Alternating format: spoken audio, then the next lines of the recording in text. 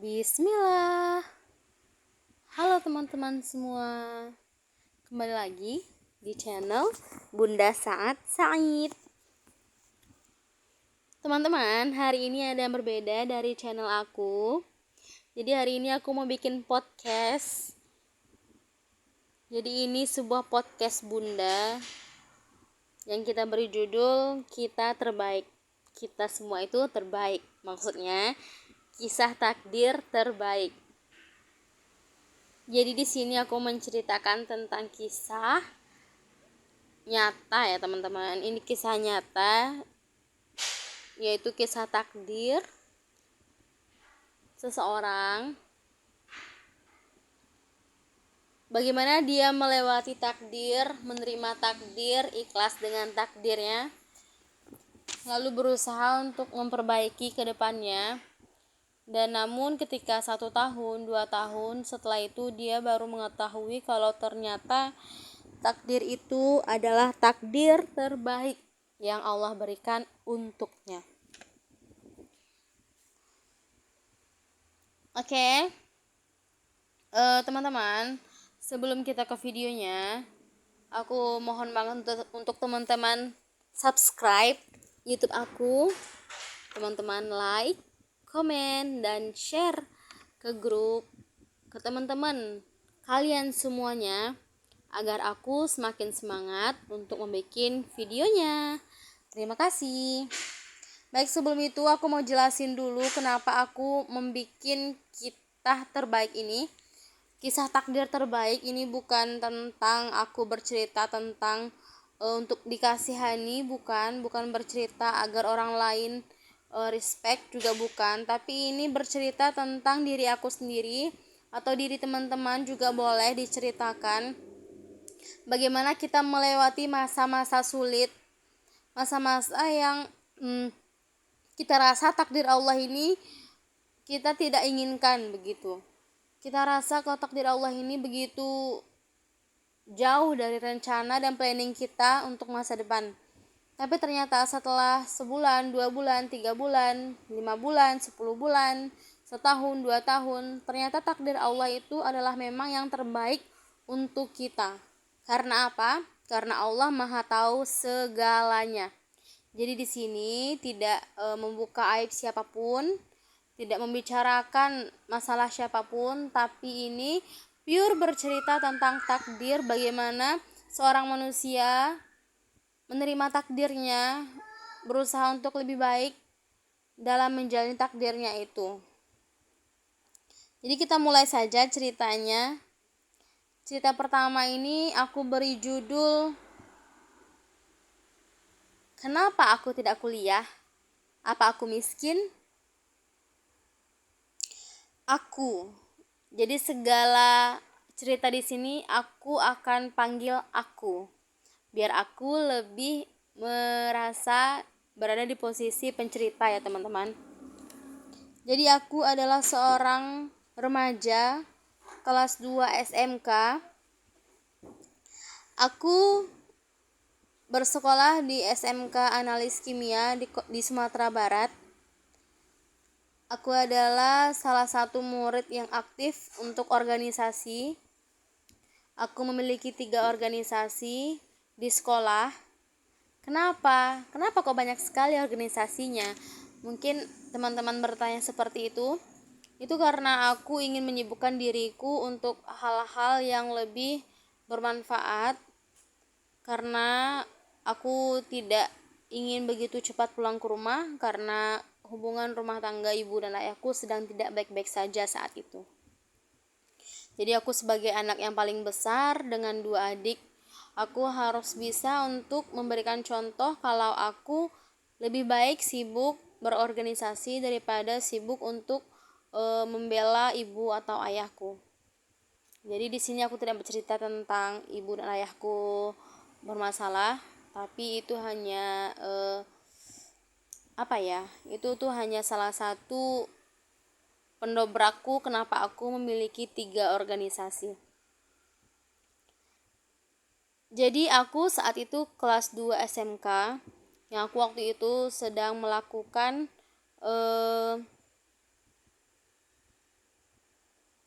studi banding di sebuah daerah di Jawa. Jadi kami studi banding di sebuah perusahaan kimia, kadang juga perusahaan BUMN. Itu berfungsi untuk melihat gambaran dunia industri itu bagaimana kita di industri, bagaimana kita di perusahaan, bagaimana kita bertemu atasan. Jadi di situ kita belajar dan studi banding ya teman-teman. Kami juga datang ke sekolah SMK Analis yang ada di Yogyakarta untuk berkenalan ramah tamah dengan mereka. Kelas 2 pun berlalu, aku sekarang kelas 3 SMK. Sejak kelas 2 aku sudah berdiskusi dengan ibuku bahwa aku bilang, "Bu, aku ingin kuliah setelah aku lulus SMK." Ibuku bilang, "Iya dong nak, harus kuliah dong. Pendidikan nomor 1 ya nak ya. Dimanapun kamu kuliah, ibu akan usahakan yang terbaik untuk kamu." Itu jawab ibuku. Aku sangat bangga dengan ibuku ketika mungkin ada permasalahan antara beliau dan ayah. Beliau tetap fokus pada aku dan adik-adikku. Tibalah hari dimana aku ada kegiatan AMT dari sekolah. AMT adalah Achievement Motivation Training. Itu adalah motivasi untuk setiap siswa-siswa yang akan mengikuti ujian nasional. Itu juga akan menjadi gambaran untuk kita apakah kita akan kuliah atau kita akan memasuki dunia kerja. Jadi di situ ada pertanyaan di dalam sebuah kertas. Siapa aku 5 tahun yang akan datang? Aku masih teringat jelas bagaimana aku menuliskannya. Aku menulis di kertas itu, aku 5 tahun yang akan datang adalah seorang mahasiswi sebuah universitas yang baik, yang bagus di Pulau Jawa. Aku akan mengambil pendidikan ini dengan gelar ini karena aku ingin menjadi seorang dosen. Dan aku harus bisa lebih baik daripada ibuku. Ibuku selalu berkata seperti ini, "Nak, kalau ibu saja yang orang tua ibu itu cuman pedagang gorengan, ibu bisa loh jadi sarjana. Kamu masa ibumu yang PNS, seorang guru, gak bisa jadi sarjana?" Jadi itu yang selalu memotivasiku untuk lebih baik daripada ibuku. Jika ibuku seorang guru, aku haruslah menjadi seorang dosen. Begitu dulu cita-citaku. Aku teringat bagaimana aku menggambarkan diriku 5 tahun yang akan datang dari sejak saat itu. Aku merasa semuanya akan baik-baik saja. Kenapa? Karena ibuku adalah seorang guru. Beliau adalah seorang PNS dan beliau juga adalah wanita tangguh yang kupunya. Jadi aku berpikir beliau akan berusaha apapun yang terbaik untuk aku dan adik-adikku. Bukan berarti aku mengandalkan beliau sepenuhnya, tidak. Aku juga mengandalkan diriku sendiri. Karena aku juga anak organisasi dan nilaiku juga tidak terlalu jelek. Namun saat teman-teman yang lain sedang mengikuti interview kerja untuk masuk sebuah perusahaan, aku juga sibuk untuk memperbaiki nilai-nilaiku yang remedi agar aku bisa melanjutkan kuliah.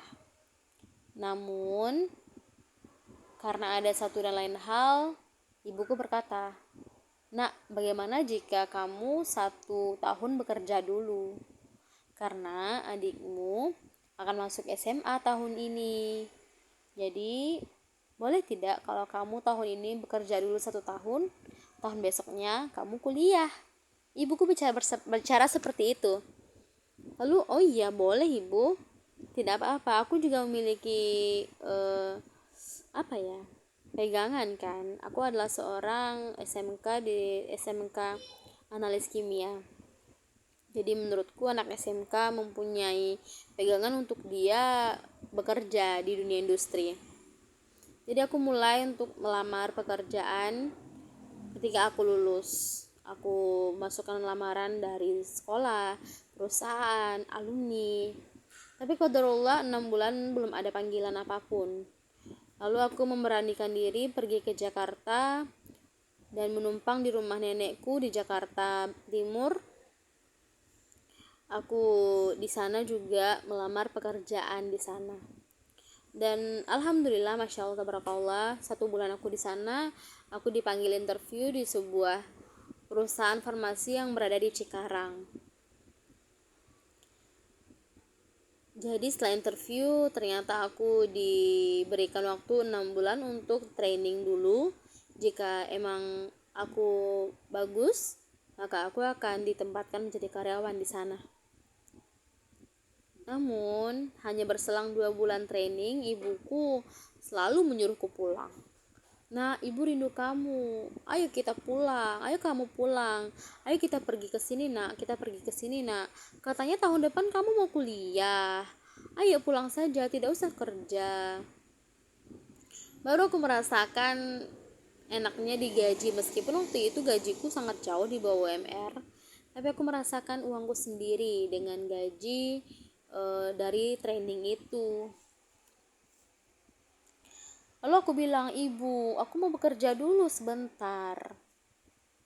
Aku mau coba dulu bagaimana cara aku mendapatkan uang sendiri dan bagaimana aku menikmati uangku sendiri. Lalu ibuku bilang, ibu kan ada uang, Nak. Uang ibu cukup untuk kamu. Kalau kamu mau kuliah sekarang juga bisa ibu masukkan. Tapi baiknya kenapa tidak tahun depan kamu kuliah? Ibu selalu membujukku seperti itu. Sampai suatu ketika ibuku sakit. Beliau kena stroke ringan. Bukan satu, tapi setengah badannya melemah. Bahkan beliau tidak bisa berjalan. Di situ aku benar-benar dilema. Apakah aku harus melanjutkan trainingku di sini atau aku pulang ke Sumbar untuk merawat ibuku. Dan setelah aku meminta petunjuk dari Allah, aku memutuskan untuk pulang saja. Biarlah tidak jadi di sini, tidak apa. Lalu aku izin pada HRD, aku bilang, mohon maaf ibu, aku ingin mengundurkan diri saja dari pekerjaan ini karena ibuku sakit. Begitu aku bilang. Sebenarnya aku kena penalti, tapi karena aku benar-benar sungguh, aku menangis di hadapan beliau, aku tidak punya uang dan aku harus pulang karena ibuku sakit. Tidak ada yang merawat beliau di sana. Adik-adikku kuliah dan masih kecil.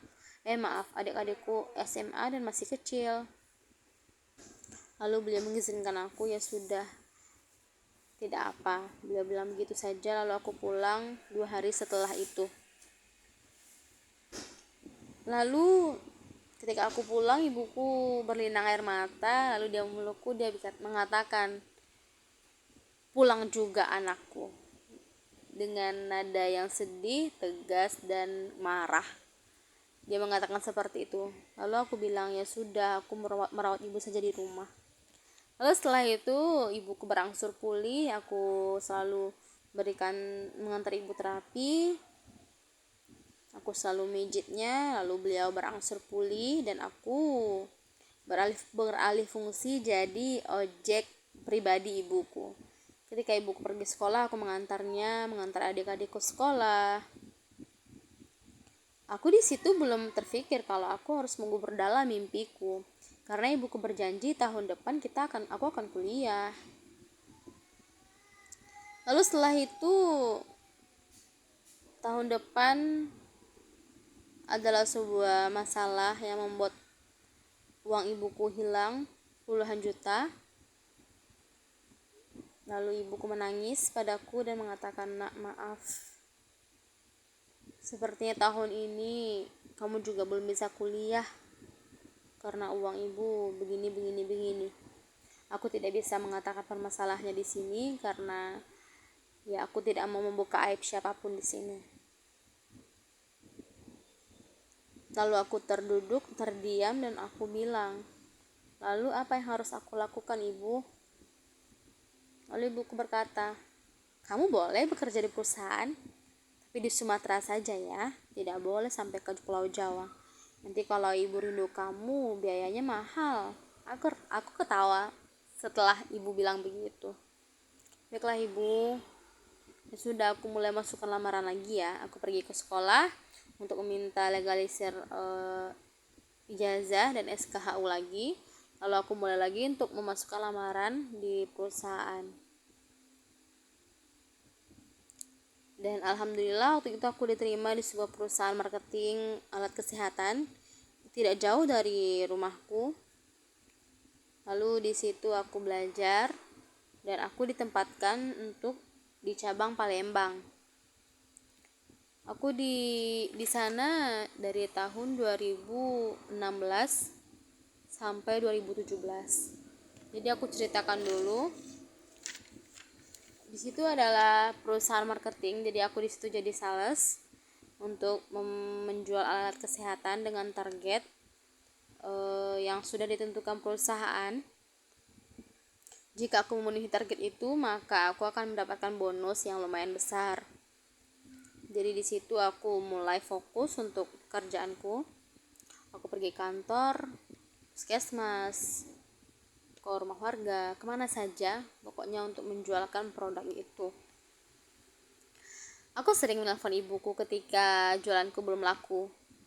Assalamualaikum ibu. Waalaikumsalam nak. Ibu, jualanku belum laku ibu.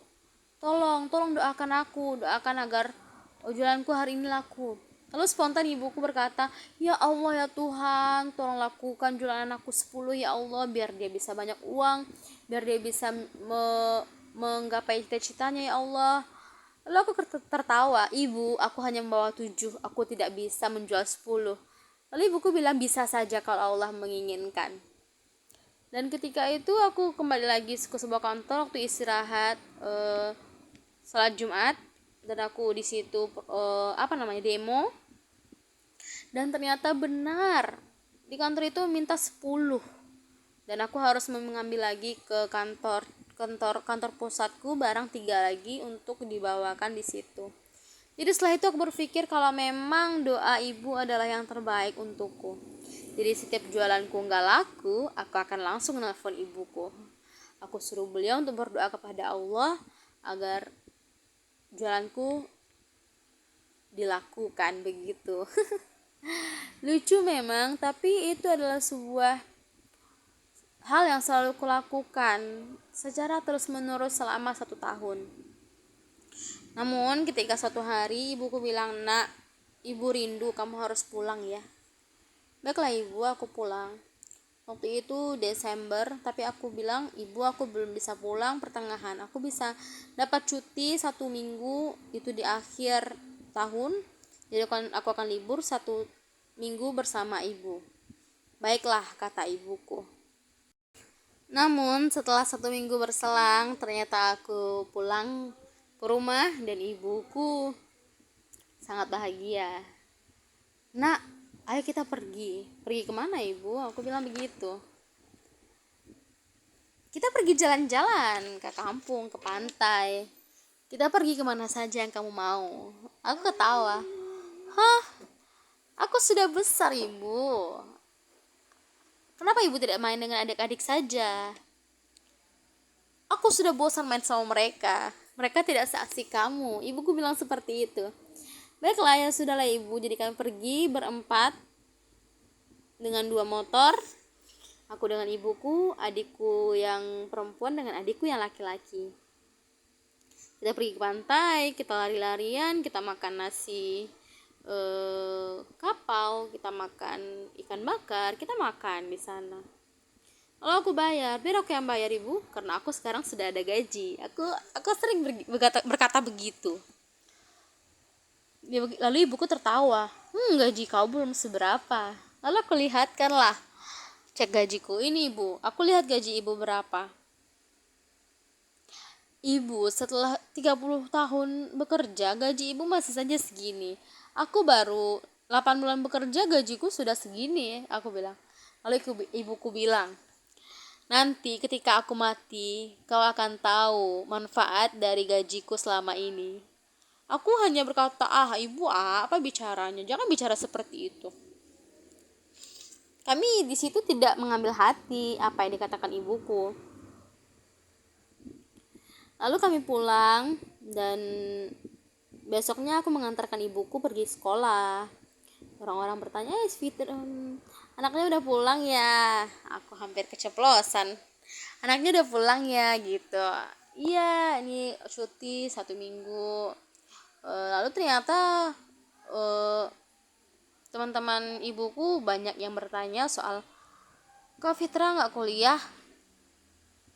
Gak apa-apa lah ya, itu namaku. Kok anakmu nggak kuliah? Kenapa? Emang kamu nggak ada uang? Bukannya gajimu sudah naik?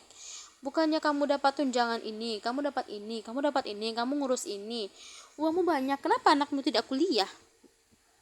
Mereka berkata seperti itu, seperti memojokkan ibuku. Lalu aku bilang, lebih baik aku bekerja saja. Aku bilang, aku tidak menyusahkan ibuku, aku bisa cari uang sendiri, dan uang ibuku bisa untuk sekolah adik-adikku. Lalu mereka bilang, zaman sekarang tidak ada gunanya kalau perempuan tidak kuliah. Di situ aku sedih, kesal juga. Cuman aku paham mereka dari keluarga yang berpendidikan, mereka pasti menjunjung tinggi pendidikan, dan ya wajar saja mereka mengatakan itu kepada ibuku karena dulu cita-citaku adalah menjadi magister. Lalu sering aku mendengar perkataan seperti itu. Suatu ketika teman-teman ibuku berkumpul lalu berkata, kalau sekiranya kamu tidak mampu, mari kita bersama-sama saja yang bantu biar anakmu kuliah. Dia mau kuliah di mana? Kalau sekiranya saranku, bagaimana kalau kamu masukkan dia PGSD? Dia kan suka dengan anak-anak, biar dia meneruskan jejakmu, tapi jadi guru umum saja, jangan jadi guru agama. Mereka berkata seperti itu. Lalu ibuku bertanya, nak mau jadi guru nggak? Mau nggak kuliah nak di PGSD gini. Lalu karena aku terlalu asik untuk menikmati uangku sendiri, aku mengatakan bahwa tidaklah bu, aku lebih suka bekerja seperti ini karena tidak ada yang jamku bebas, tapi aku bisa mendapatkan uang sesuai keinginanku. Lalu ibuku beberapa kali berkecil hati mendengar jawabanku. Jadi waktu itu bulan Februari, ibuku nyuruh pulang lagi. Nak, ibu rindu pulang ya, kamu sudah 2 bulan belum pulang. Ya sudah, aku pulang lagi bulan Februari. Itu akhir bulan, aku membawa lagi ibuku makan-makan. Waktu itu aku ingat kalau aku membawa ibuku ke KFC. Aku lupa kalau ibuku tidak suka ayam. Ibuku tidak suka daging ayam, dia lebih suka daging ikan, sapi, kambing. Tidak suka ibuku ayam. Lalu ibuku bilang, nak, hari ini ibu dapat rezeki loh, ayo kita ke pasar. Ibuku pergi ke pasar dan ibuku membuat suatu masakan khas Padang, itu soto Padang. Ibuku memberikan kepada tetangga-tetangga. Ibuku sering seperti itu, ketika dia ada rezeki, dia akan membagikan rezeki itu kepada tetangga-tetangganya. Aku senang bisa menjadi anak ibuku. Aku bangga pada ibuku, rahimahullah. Semoga Allah mengampuni ibuku dan meletakkan ibuku di sisi terbaik. Amin. Lalu aku balik lagi kerja ke Palembang. 1 minggu berselang, aku tidak tahu entah kenapa aku dikembalikan ke kantor Padang. Waktu itu tepat tanggal 1 Maret 2017. Aku dikembalikan ke kantor Padang, tapi hari itu aku tidak menelpon ibuku karena rencana aku mau memberi surprise kepada ibuku. Lalu besoknya hari Jumat, aku tanggal 3 aku berencana untuk pulang, tapi aku masih ngode adekku. Aku bilang jangan beritahu ibu ya, aku bilang seperti itu. Tapi tidak tahu kenapa juga waktu itu aku tidak boleh pulang dan aku tidak boleh mengambil cuti pada saat bulan itu karena bulan Februari aku udah libur. Ya sudah, aku berkegiatan seperti biasa, aku pergi ke kantor, ke puskesmas, ke sekolah untuk menawarkan produk, dan aku belum mengabari ibuku kalau aku sekarang berada di Padang. Ketika tanggal 3 bulan 3 waktu maghrib, adikku menelpon. Kak, adikku panggil Ayang. Yang, tolong pulang cepat, ibu lagi sakit. Ibu tadi jatuh di kamar mandi. Aku kaget, kenapa? Pokoknya cepat pulang sekarang. Karena jarak kantor dan rumahku itu nggak terlalu jauh, cuman mungkin 15 menit pakai kendaraan. Aku langsung pulang, dan di situ aku udah melihat rumahku ramai, dan di dalam mobil ada adikku dan tetangga-tetangga yang sudah siap-siap untuk bawa ibu ke RSUD. Aku di situ melihat kondisi ibu yang tak sadarkan diri, darah keluar dari hidung dan mulutnya. Aku di situ menangis. Aku hanya bisa menangis. Aku tanya, ini kenapa? Adikku bilang kalau tadi siang ibu habis buat soto lagi untuk tetangga-tetangga di situ. Tapi mungkin karena panas, lalu dia ingin mencari adikku yang bungsu juga. Dia berkeliling gang untuk nyari adikku, dan karena nggak ketemu dan udah maghrib, ibuku inisiatif untuk mandi. Dan adikku melihat waktu itu ibu mandi langsung dari kepala. Jadi yang diguyur air itu langsung kepala, bukan dari bawah dulu, dari kaki. Jadi ketika itu ibuku langsung berteriak dan tangannya langsung melepas gayung yang dia pegang, dan badannya lemah satu badan. Ibuku bilang pada adikku, tolong mandikan ibu. Ibuku bilang seperti itu. Jadi adikku mandikan ibuku dalam posisi duduk di kursi jongkok. Jadi dalam waktu itu juga ibuku keluar pup yang berwarna hitam. Kalau aku tidak salah, orang yang akan meninggal ya pupnya berwarna hitam. Lalu setelah itu ibu pingsan dan adikku berteriak, dan datanglah warga, tetangga-tetangga ke rumah.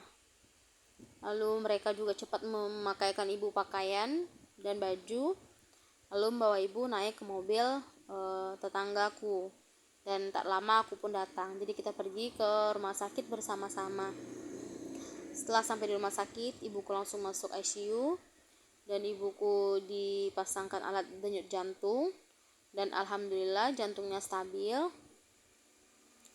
dan ibuku pun dirawat.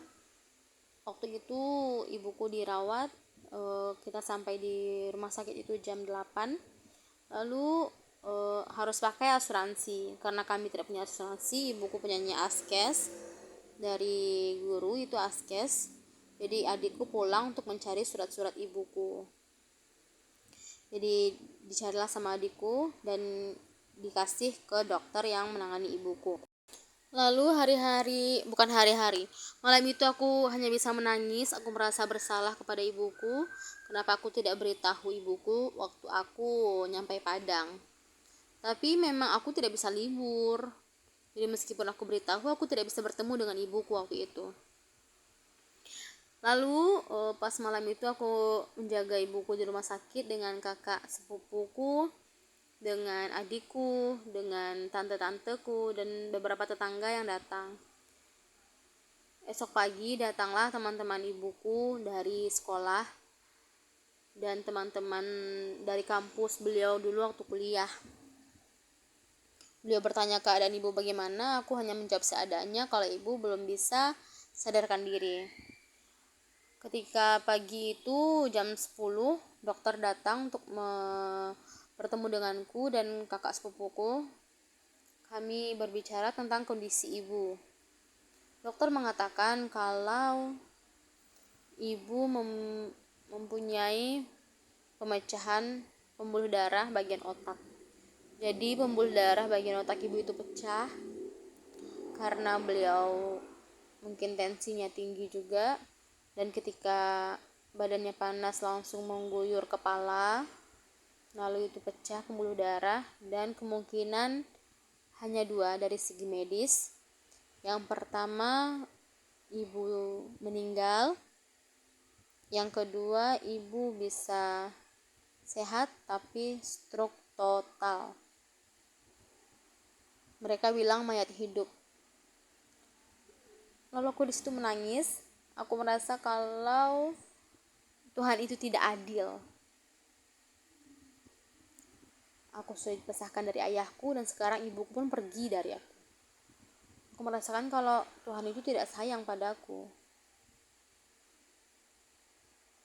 Lalu ketika jam 3 sore mau sholat asar, ibuku menggenggam tanganku, tapi tidak begitu kuat, hanya menggerakkan seperti memberi isyarat padaku. Tak lama setelah itu ibu sedikit kejang dan dokter menyuruhku untuk mengucapkan kalimat La ilaha illallah. Di situ aku menangis. Aku merasa tidak siap untuk melepas ibuku.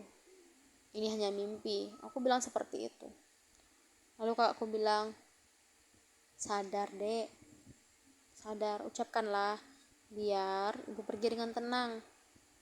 Aku tidak terima itu. Aku bilang itu hanya mimpi, dokter bohong. Lalu ada bisikan dari dalam hatiku kalau memang aku harus mengucapkan itu. Lalu aku pegang tangan ibuku, aku pergi ke telinganya. Aku ucapkan La ilaha illallah. Mulut ibuku seperti mengikutinya. La ilaha illallah. Kembali lagi ibuku mengikutinya. La ilaha illallah. Tapi tetap saja ibuku masih mengikutinya. Tapi belum. Ibuku selalu megang tanganku. Aku tahu kalau ibu tuh sakit.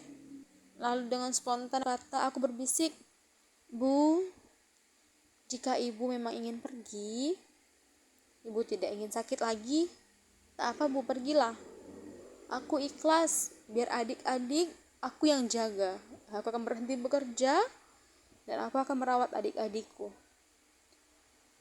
Lalu aku ucapkan lagi yang keempat kali, La ilaha illallah. Lalu ketika itu ibuku mengucapkan La ilaha illallah seperti itu, dan ibuku pun menutup mata untuk selamanya. Di situ aku merasa hancur. Aku merasa dibedakan. Aku melihat teman-temanku masih punya ayah ibu, sedangkan aku tidak. Dan sekarang aku harus menjadi sosok ayah ibu untuk 2 orang adikku.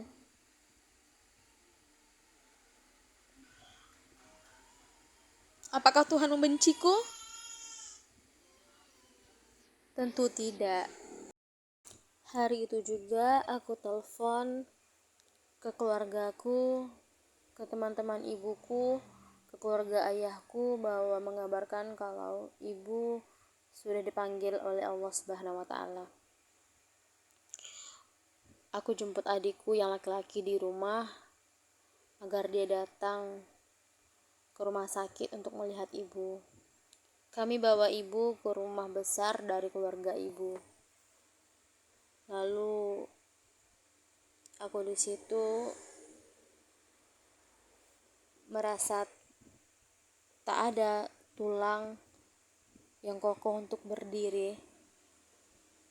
Tapi ketika melihat adikku yang paling kecil, aku merasa dialah penguatku. Jika aku pun turut layu, maka mungkin mereka akan tumbang. Dan tak lupa aku telepon ayah. Keesokan harinya ayah datang sebelum ibu dimandikan. Ayah menangis memeluk kami. Aku bilang, ayah di sini saja.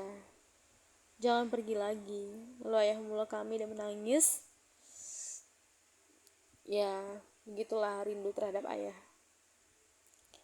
Ibu disemayamkan di Pariaman, di pemakaman kaum beliau, dan di situ banyak hal yang terjadi. Orang-orang bilang bahwa aku tidak ingin pulang. Aku hanya ingin menemani ibu di sana. Tapi aku rasa aku tenang saja. Adikku bilang kalau aku kekeh untuk menunggu ibu di sana. Entahlah waktu itu, entah apa yang terjadi pada diriku. Sejak saat itu, aku merasa sunyi. Tak ada lagi manusia yang bisa aku telepon untuk mendoakanku ketika jualanku tidak laku. Tak ada lagi seseorang yang bisa aku tanyai tentang masa depanku. Tak ada lagi lawan diskusi yang akan kutanyai soal pendidikan, karirku. Dan dimana setelah itu, aku mengemban beban baru. Adik-adikku sekolah. Adikku yang paling kecil waktu itu kelas 5 SD. Sekolahnya dari rumah berjarak sekitar 30 km.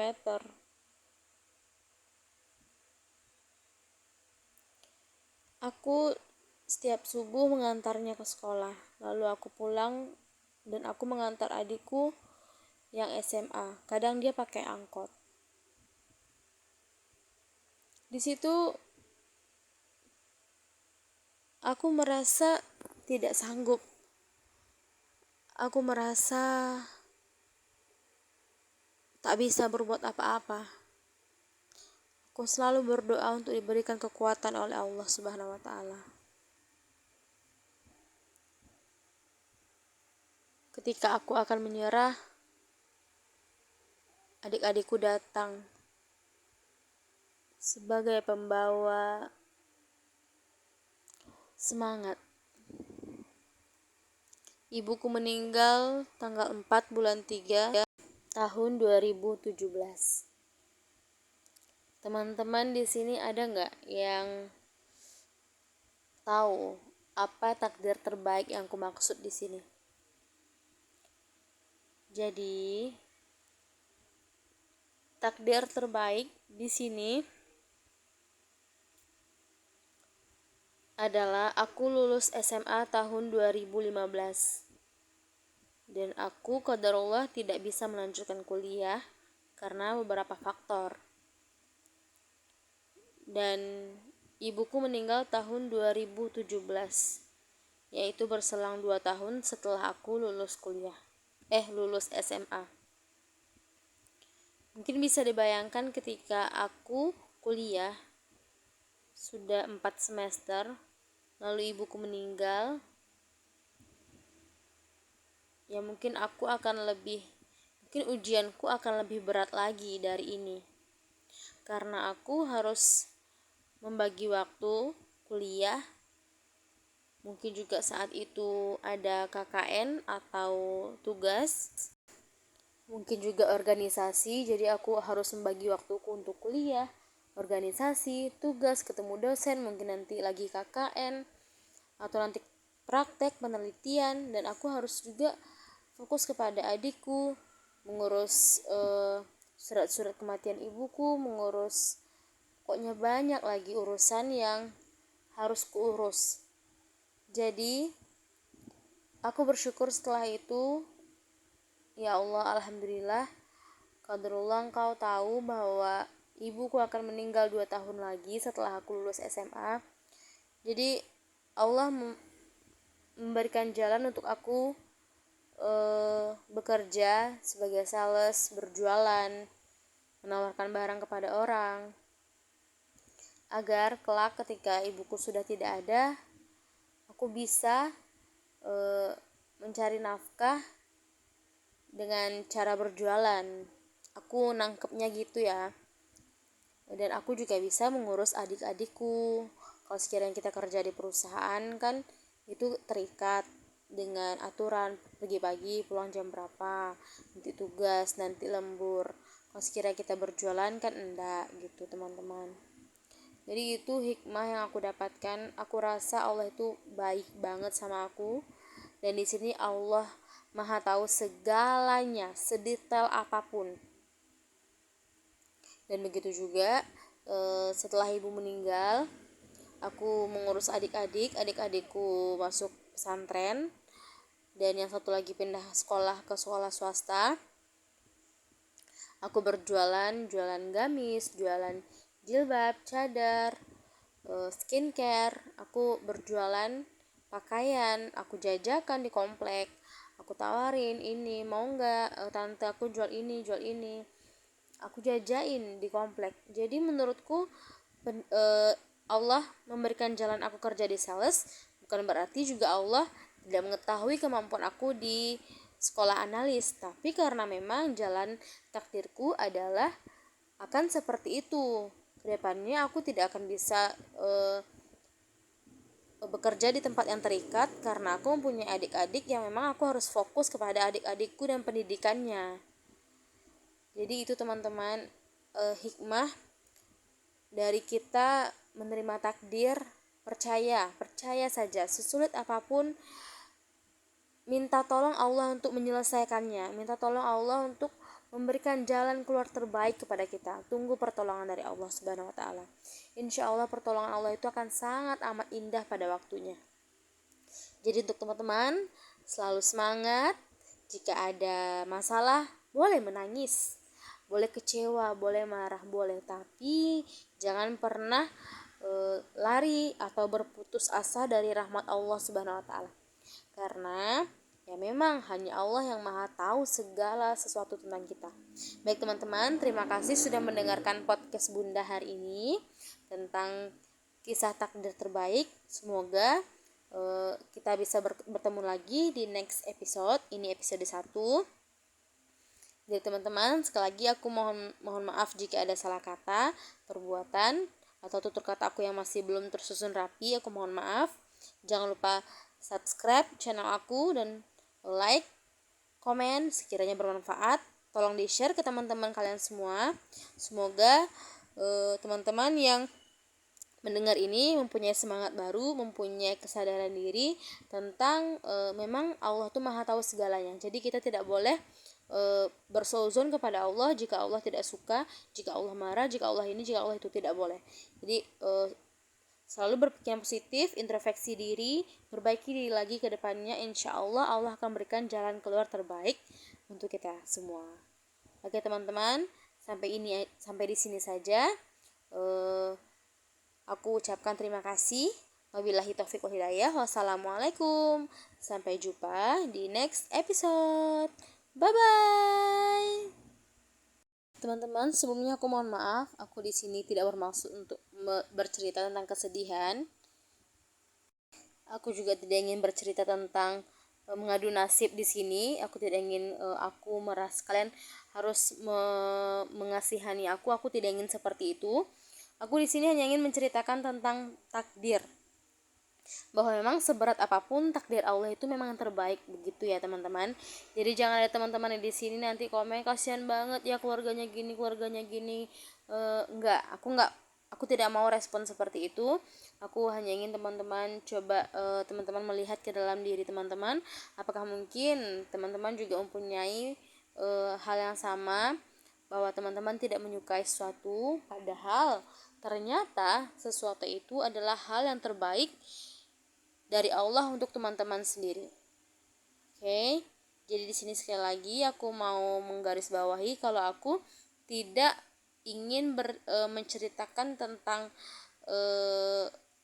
bagaimana kondisi aku yang dulu. Itu tuh bukan untuk dikasihani, tapi alhamdulillah sekarang aku sudah berdamai dan aku bisa menceritakan biar bisa menjadi pembelajaran untuk teman-teman semua, agar kita lebih melek terhadap takdir Allah, agar kita lebih bisa positif untuk menerima takdir Allah kepada diri kita. Karena balik lagi, hanya Allah yang maha tahu segala sesuatu tentang diri kita. Kita tidak tahu apa-apa teman-teman. Jadi jangan kita merasa ya Allah ini jelek untuk aku, ini bagus gitu ya teman-teman ya.